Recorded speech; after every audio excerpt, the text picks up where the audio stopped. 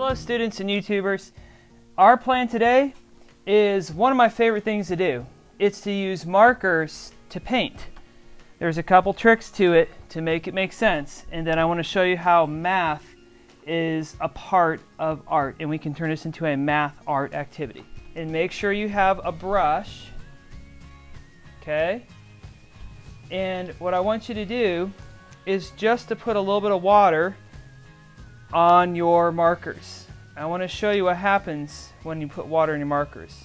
When you do it on printer paper, it doesn't work. I wanted to show you this first, just so you're aware. If yours isn't working and you're frustrated because this does not spread like paint, okay? Printer paper will not work, drawing paper or journaling paper does not work. So if you have that, you're not going to have a very good time with this project. Math with paint. So since these act like paint, here's what I'm going to do. The awesome thing about these colors, using markers to do the color on the paper, is I can control how much is on there. Okay? So what happens, here I'll have you do this one, Eli. This is our beginning one. What happens when we mix one dab of yellow with one dab of orange, or red, sorry. One dab of yellow with one dab of red. That red's supposed to be in this square. And I mix one and one together. Can you mix those two together for me with water? Turns into orange. It turns into orange. Very cool. Already knew that. Yeah. But the key is, it looks like you almost need 2 dots of yellow and 1 dot of red. I think that might be better. So I might actually change this. Of an orange color. So I'm going to scribble that off and write 2 dots of yellow and 1 dot of red to make orange. Okay. So what I think I might do for the next one, what if I have 2 dots of yellow and 1 dot of blue? What do you think? Basically double the yellow mixed with the blue. Let's try that out. I know what that is. Go ahead and add your water to that. I know what that is going to make. What's it going to make? That's right. Very cool. So it looks like we need double the yellow. So 2 plus 1 equals 3. For some reason, both of these are fainting, and yellow's not really fainting at all. Fading? Fading. Yeah, that's right. The yellow doesn't blend as much because it's a lighter tone. It's not as saturated, is one of the words we used. Okay, and then the last one we're going to do is when we do 1 red and 1 blue. What happens there? I don't know, actually. Might need 2 reds, actually. I think the math equation would do better with 2 reds. Let's do a line of red at the bottom and bring that up into the blue. That turns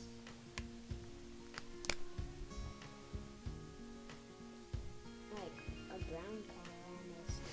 Should be purple. But yeah, it's kind of a darker color. It's a darker purple. So that's what we do for math paint. And there's more complicated mixes that I could get into for advanced students. That would be beginning students. I ask my students all the time, what happens when you mix red, yellow, and blue? And I get lots of different answers. What do you think happens, Eli? I think it turns to brown. Let's try it out. Let's go ahead and mix those 3 together. It's red and 1 part yellow. And if I do that, theoretically, if they're in equal amounts, they should make black. And it's still blue. It looks like our blues is very powerful. That's something I didn't expect to happen. So we might have to add more red and yellow next time, because I don't think the paints are equally saturated. You have, go ahead and mix those. Just 1 little bit of blue, but mostly red and yellow, you're going to end up more with brown. So when students say, when you mix red, yellow, and blue, nuh-uh, it makes brown, nuh-uh, it makes gray, nuh-uh, it makes black, guess who's right?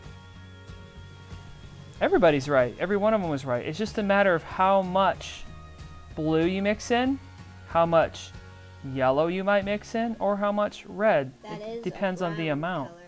Yeah. Yeah, it's still quite blue because of the saturated blue.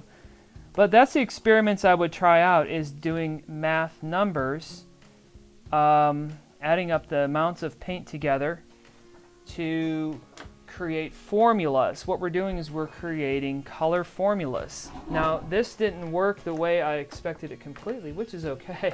We're just mixing with markers for fun. But I can tell you this, there are other ways to do this project. Okay, one way to do this marker mixing project that is controlled and you can create formulas other than trying to mix markers together, which shows up that it's a little bit inaccurate, but it's worth an experiment. It's cheap and it's easy to do. It dried purple, huh, didn't it? Yeah, it looks good. That dried green and that dried a little bit reddish pink. But another thing you guys could do is use droppers. So one thing we can do is to be more accurate is to use a droplet of liquid watercolor paint, which is what this is, or any kind of paint you can, any way you can mix paint with water and put it in a dropper.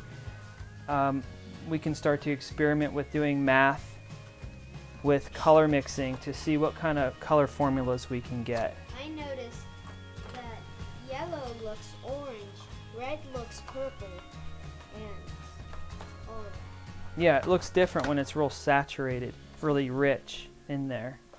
Okay, and that's it for today, guys. It's just a little bit of color mixing.